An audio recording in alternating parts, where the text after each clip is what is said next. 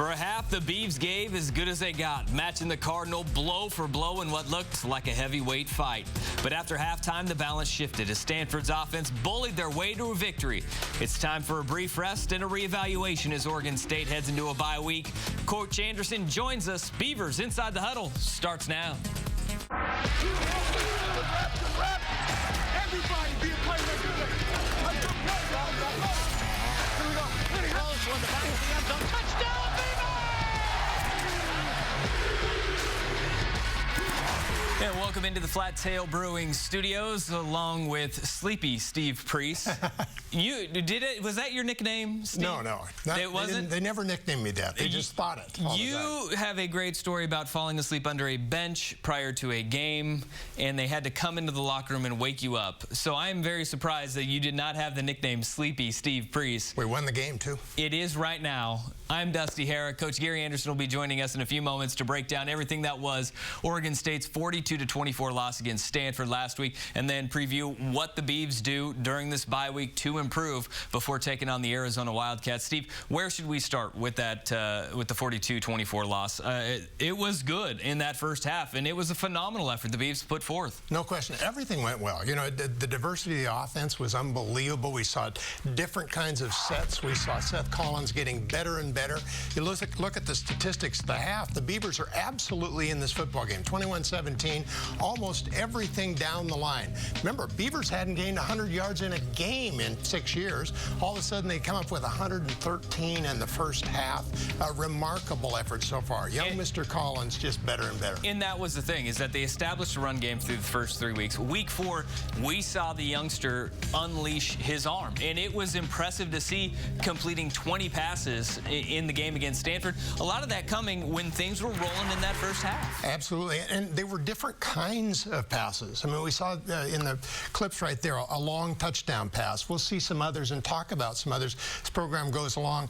What I liked about him, Dusty, was he made time, several times in the game, he actually creates with his feet and his movement the opportunity to look downfield or get rid of the ball so they didn't take a loss. A great performance from young Seth Collins. He's getting better. Movement with a purpose, I think, is what the coaches call it, right? That's good. Hey, let's head over to the In Focus Mondo pad for Collaboration Networks. You talked about the different throws that we saw Seth Collins make, and it was a full arsenal that we saw out of Seth, and this is one that you earmarked as one of the better ones of the evening. Well, I earmarked it for a couple reasons. You see solid blocking across the front here, and it's just a simple zone read, the play pass off of. You get the fake through here, but the young man just stands up here, reads it.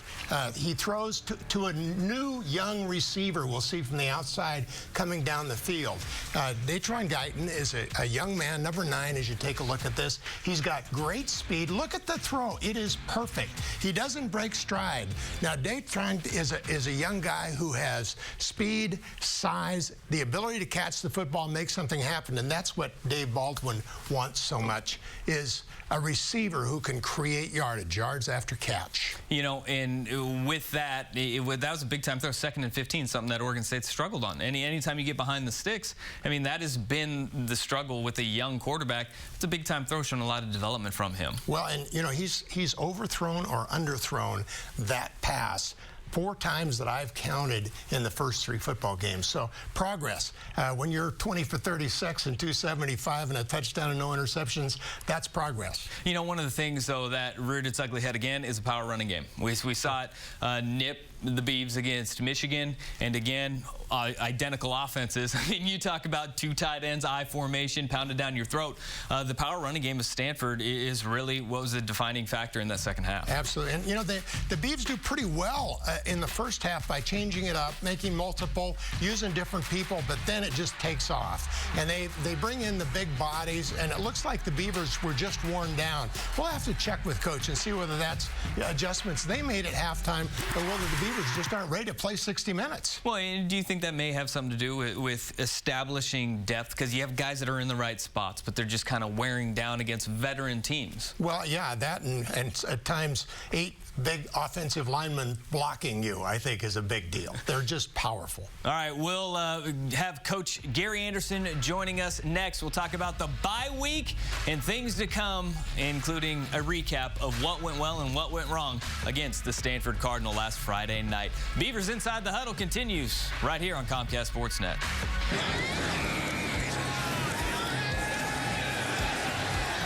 Under pressure, rolling into difficulty and then out of it. On the run is wide open receiver near midfield. It's Storm Bars Woods down to the 30. Well, there it is. There's a little bit of that moving with a purpose we were talking about earlier, Steve, as Seth Collins scrambling, finding Storm Bars Woods, and that's a good play to bring in the coach. Gary Anderson joining us now live in Corvallis. Coach Anderson, thank you for taking a few minutes for us this evening.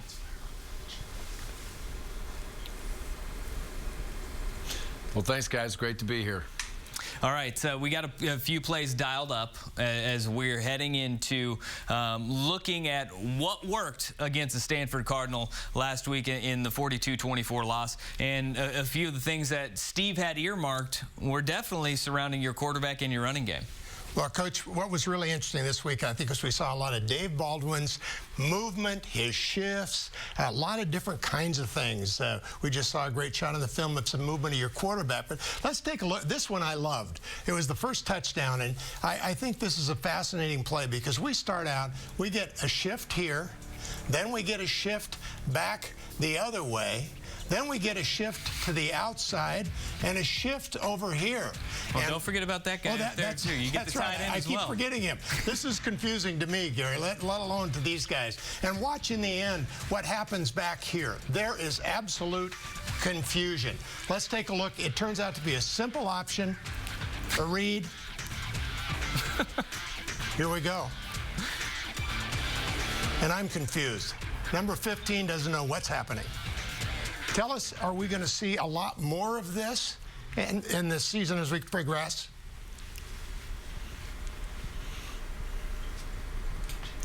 Well, I think, there's those shifts and motions has always been a big part of Dave's offense, and it's very difficult to deal with. That one was obviously ran perfectly and gave us an opportunity to go in and get the score, and it will be as we continue to grow. That's also, you see the development.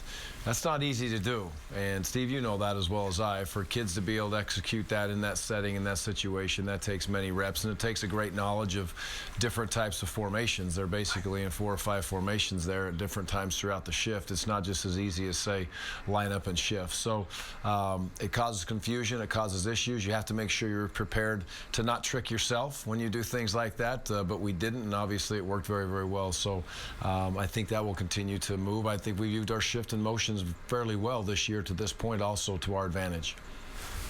Coach, you go from shifting around to just straight power football. And I love these 3 plays that led to the second touchdown. You see young Mr. Ryan Nall in his first significant playing time. Now take a look. All 3 of these looked like they were just flat-out zone plays. In this one, I think I see great blocking here, and I see an influence here that pulls this guy completely out of the play. Great move. It's the second time, and a good 9 yards here that we'll see.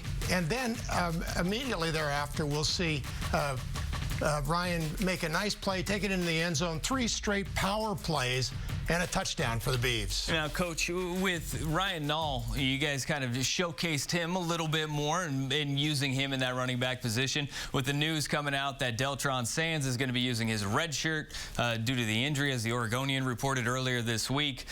Is Ryan Nall going to be one of those guys that becomes more of a featured back as this offense, as the season rolls on? Yeah, Ryan has proved that he's ready for that moment, which is great when a young freshman can get into the position and execute on game day. And those were 3 very, very good plays. They were ran well by the offense, and they were obviously highlighted by a very talented young man, in my opinion. It was great to see him get into that moment. His ability to be able to play within the offense now is there. He's grown. His confidence has grown. Ryan is a big, strong, powerful young man, and I think he's going to have a lot of success at that running back position as we move forward, and we are going to need him. You know, you need a guy that can push the pocket, but don't be deceived by just the big back with Ryan Nall. He's a big back that strap him up and run him a 40. He's pretty fast young man, and he hits his eyes over his toes when he runs, and he runs with a purpose, and he likes contact. So I expect Ryan to this should just be the starting of a terrific career for that young man.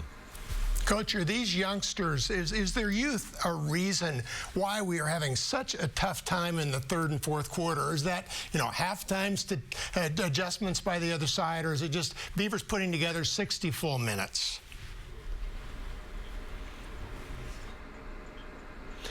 Well, the biggest thing for me is I love those youthful kids, and they're so much fun to coach and to be around, and they're giving it their all. Excuse me. What I think when I sit back and I evaluate this week, very, very hard, I evaluate myself and look at every aspect of the football team that I can. And we're young at the up front with our starters, and that puts you even younger with your inexperienced kids or the kids that haven't played any snaps. So that's part of the issue. Our ability to be able to get down past the first 11, 12, or 13 kids. They're growing into these moments, and they're growing into these spots, and they're working hard at it. But the fact of the matter is as the game goes on, we're not as fresh as we were, and other teams are able to stay a little bit more fresh. That's going to be a major issue for us as we move forward, even more so than it has when we start playing these pace games. So it's a tremendous challenge.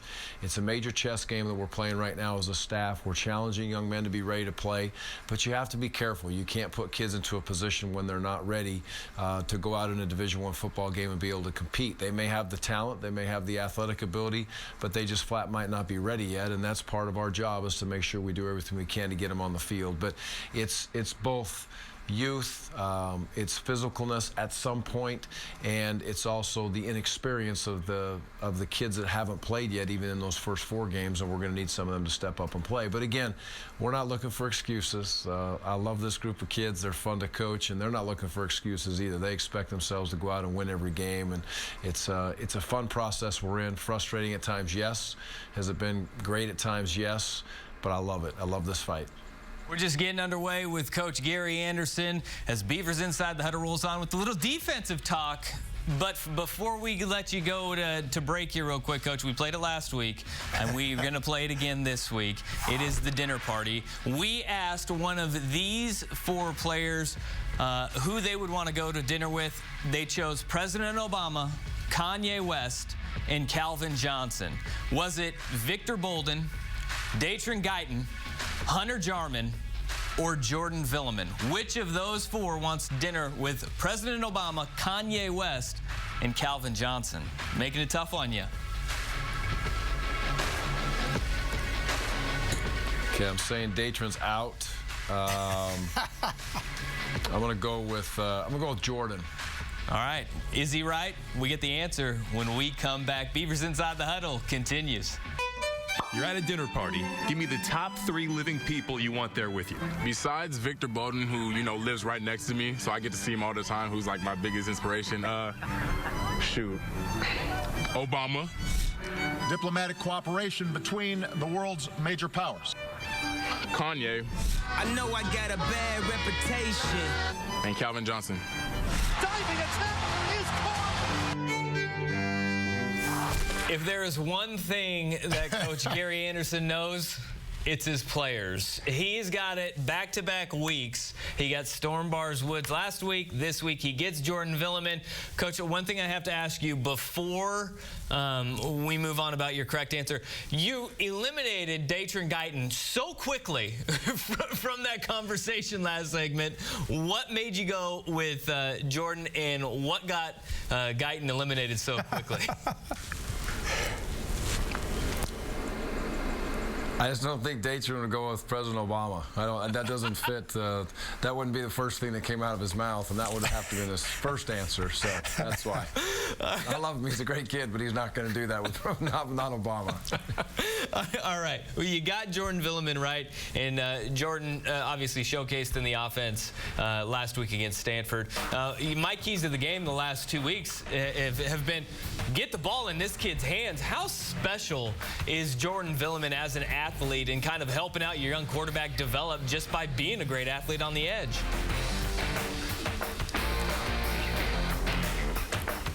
Well, Jordan is a very, very talented young man, and he's coming into his own. He's growing up every week right now, and practice habits and The success he's had off the field and his academics since January has been important, and I think he's starting to understand that all those things matter. It's going to make him a better football player. It's going to make him a better person, and he's growing. And it was great to see him. He had some big plays in that game. He had some balls put on him. He caught a couple contested balls. And I also think what you're going to start to see, hopefully more of what we saw in this last game, is now that Datron came and got involved and Vic got more involved, and people are playing a little bit different with Seth now as far as worrying about spying him so he doesn't break out and get those big scrambles, is going to stop people or discourage people from, the double coverage that Jordan has been getting throughout a lot of the third downs and, quite frankly, second and long situations. And then third, it'll also help the more you run the ball, we'll stack another person in there, and Jordan's opportunities will continue to grow. The progression of the offense is really, to me, seemingly going better and better every week, particularly with the development of Seth. But let's talk some defense. You've changed personnel in the first couple of weeks with different kinds of formations, people playing different positions. You've moved offensive people over to the defensive side. Is there anything happening in this bye week? Are we going to change a lot and look at, for instance, more Pac-12 type of spread offenses? What's this week like defensively?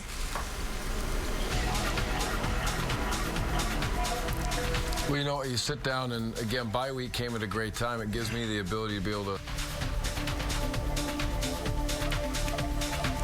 look back through, and we try to get 40 defensive players on scholarship and 42 offensive players on scholarship and 3 specialists on scholarship, which is the number of 85 scholarships. And we are off base with our numbers as far as the number of kids we have on scholarship on defense.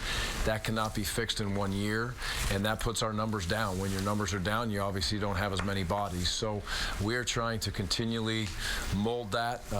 There's been some great times, and there's been some very frustrating times for Coach Tataki and his staff as they grow schemes and development of how much the kids can handle mentally in a game.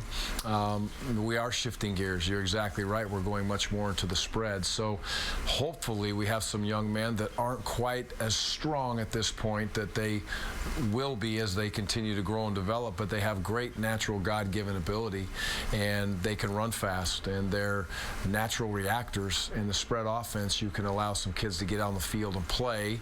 A perfect example is they're not going to take ISO on or a lead fullback 20 times in a game and just have those, basically big collisions that they have at the line of scrimmage. You don't see that nearly as much in the spread offense, which gives a kid that is not quite as developed at least an opportunity to get out there and spell some reps. And that's going to be an important part of our defense as we move into these spread teams, because you cannot just play with 11, 12, or 13 defenders when you're having to defend up to 100 snaps a game in some situations. You mentioned the power and the physicality that we saw from Stanford last week. We saw a running back in Christian McCaffrey really have his coming out party as over the last 3 weeks since their opening loss to Northwestern. That kid has been very special. They've got road pavers up front, but he brings a different dimension than what we've seen from guys like Toby Gerhardt or Stephen Taylor. What makes him such a great back in that system?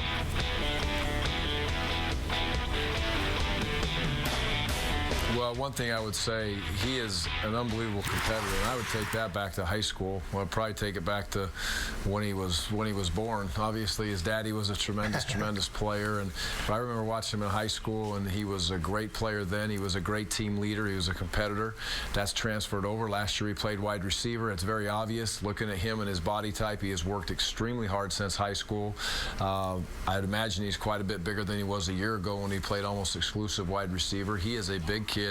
Carries himself well. He has tremendous speed. His vision is exceptional. I think when you see him break through the line of scrimmage for the first few yards when his linemen give him that opportunity, his ability to be able to see the field and get to the second level and break down safeties' angles is very, very impressive. He's a great player in my opinion, and you give him a crease, he's going to take advantage of it, and he has very good hands in the screen game and the throw game for them also.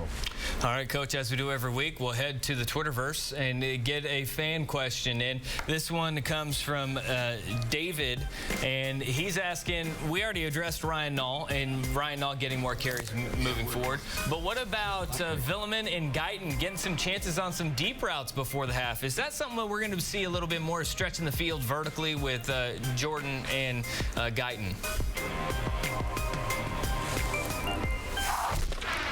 Yeah, absolutely. We want to get the ball down the field, and the number of shots that we take, Seth's thrown the deep ball very, very well, and we're starting to catch those balls. Hopefully we can get the opportunity to get more of those down there, but you'd like to take between 5 and 7 shots a game and have some success. It really stretches the field. Coach Anderson, thank you very much for taking time out of your busy day and week to join us. And, you know, Oregon State all-time undefeated against BYE. So go get them again this week on the bye.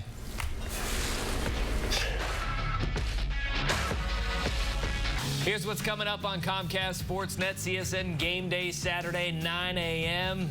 Moving to Sunday, you got the Trailblazers Fan Fest. All right, Monday, the first preseason game of the year.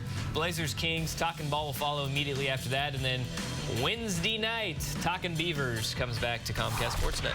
It looked like the Ducks canceled all their stuff after Saturday. What happened? They still got it. They still got a season to play, too. Love that. Couldn't resist a shot at the other Oregon team. Right? That's right. All right, it's time to unveil our keys of the game, brought to you by your local Northwest Honda dealers. All right, my keys to the game, really simple for this week. It's a bye week, so you got to stay healthy. You got to stay mentally locked in. That's a tough thing to do. Easier said than done during a bye week. And then number 3, hit the recruiting trail hard. This is the time where coaches bolt and they leave town for all the other high school kids, the future Beavs. Yeah, and I think that the recruiting is so important for the reasons Gary said earlier in the program. It's very important. My keys are the same one first we start with, get well. The Beavers didn't have many injuries, but they can use this week. Eliminate the Stanford mistakes. There were some things there in the second half the Beavers just have to clean up. A little bit of formation stuff, too. And then start working on the Pac-12 spread offense. Gary hit it, and it's important now. It definitely is. All right, we will be here every Thursday night. It's Beavers Inside the Huddle with Steve Priest, Coach Gary Anderson, and myself. Be with us every Thursday night, 8 p.m. right here on Comcast Sportsnet.